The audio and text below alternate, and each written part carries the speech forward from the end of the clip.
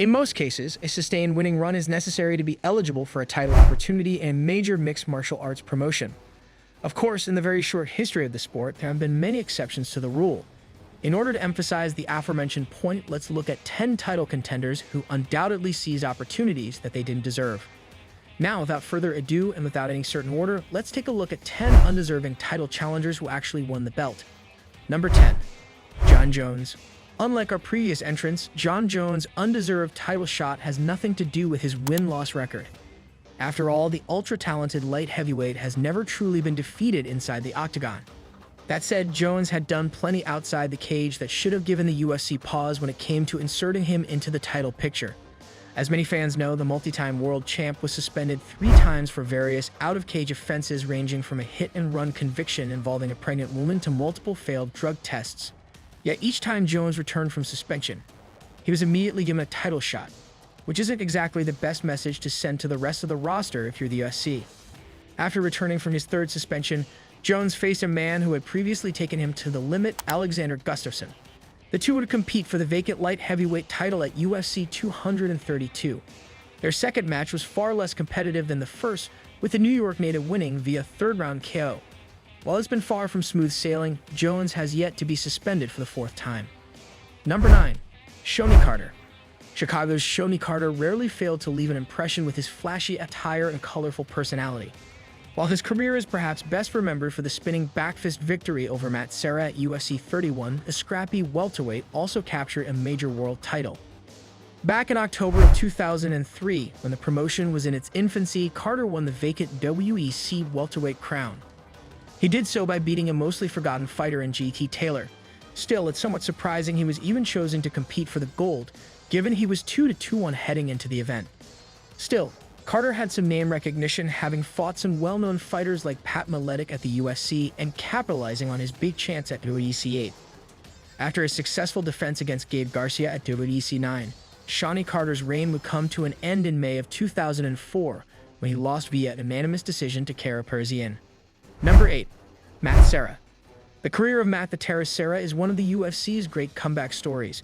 After compiling a 4-4 record, the New York native was at a career crossroads and appeared destined to be a mostly forgotten mixed martial artist. Of course, all of that changed when Serra appeared on the 4th season of The Ultimate Fighter, which was branded The Comeback.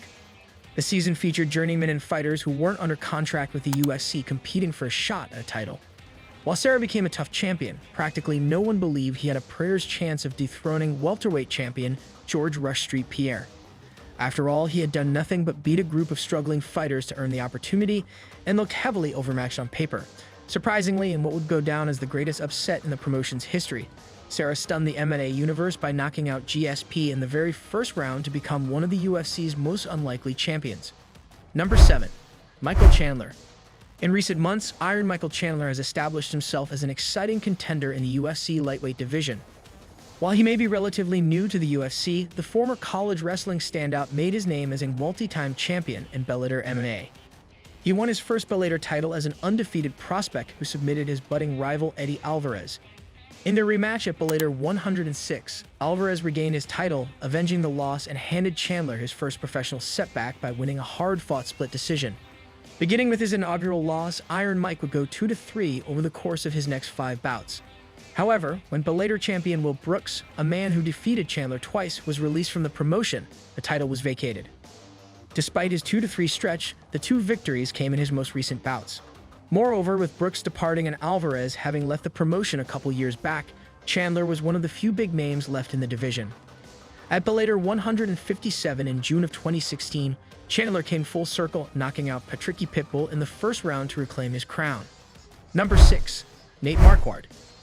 With a career that included a total of 58 pro fights, Nate the Great Marquart has had his share of highs and lows in the cage. Perhaps the biggest high of his career came back in 2012 at a Strikeforce event where he finished an undefeated Tyrone Woodley to become the promotion's welterweight champion. Interestingly enough, Marquart was 2-2 in the last 4 contests before receiving the opportunity that resulted in winning a major title. On top of that, he was also making his promotional debut and had no prior experience competing in Strikeforce prior to receiving the title shot. While he came up short in his UFC title eliminators, the Wyoming native managed to capture gold in his first Strikeforce event. Number 5. Juliana Pena. This past December, the Venezuelan vixen Juliana Pena pulled off one of the most improbable victories in recent memory when she submitted the great Amanda Nunes to become the new bantamweight champion. That said, it's easy to forget that Pena was just 2-2 before facing the Lioness, which was a big part of the reason why odds makers gave her little chance of dethroning the Brazilian powerhouse. Still, although her recent win-loss record didn't exactly scream title shot, the vixen did an excellent job of talking trash to promote a potential fight with the champion. As such, she was able to get the shot in a relatively shallow UFC women's bantamweight division. For the most part, Pena's insistence that she was a nightmare matchup was dismissed as a combination of fight promotion and wishful thinking. As it turned out, the former Ultimate Fighter winner was quite prophetic. Number 4. Randy Couture. Randy the Natural Couture is a UFC Hall of Famer and one of the sport's all-time greats. However, one of his record-setting 6 title reigns came after consecutive losses in a division he had previously never competed in, light heavyweight. After back-to-back losses in heavyweight title fights with Josh Barnett and Rico Rodriguez, Couture decided to drop to light heavyweight. Despite being a divisional newcomer on a 2-fight skid, the Natural was immediately thrust into the title picture. The Iceman Chuck Liddell would be the man to welcome him to the new division in a contest for the interim title. Surprisingly, Couture would end up winning the bout via third-round TKO. The win would be the first in an epic trilogy that would take both Couture and Liddell's star power to new heights. Number 3. Dub Marshall. With 19 of his 26 pro fights ending by way of knockout, Dub the Rhino Marshall was a true kill-or-be-killed type of fighter. Newer fans may remember the Rhino from his late career stint in Bellator MMA. However, the California-born striker enjoyed his greatest success while competing in World Extreme cage fighting in the mid to late 2000s. Marshall's crowning achievement would come at WEC 23, an event that saw him TKO Ladun Sincade in the second round to win the promotion's light heavyweight strap. Interestingly enough, Marshall had been knocked out himself in 2 of his 3 fights just prior to capturing the gold. That said, despite recent setbacks, Marshall's reputation as an exciting fighter managed to keep him in the title picture. Number 2. Moris Smith. UFC Hall of Famer Moris Smith was one of the first pure strikers to succeed in high-level mixed martial arts.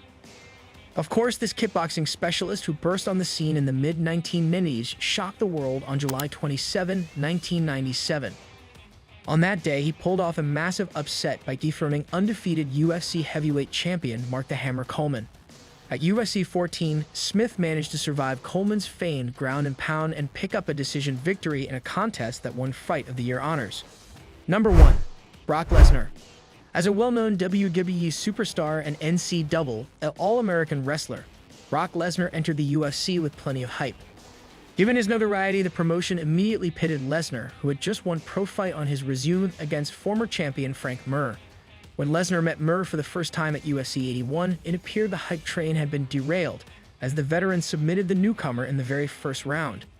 To his credit, Lesnar came back with a vengeance and pummeled former Pride veteran Heath Herring at UFC 87 to pick up his first win in the organization. Despite a 1-1 record in the octagon and just 3 pro fights total to his credit, the promotion decided to book their new megastar in a title bout against the heavyweight champion, Randy Couture. Though Lesnar's credentials may not have warranted a title shot, he ultimately capitalized on the opportunity. The challenger managed to stuff the Natural's takedowns and eventually secure a TKO victory in the second round.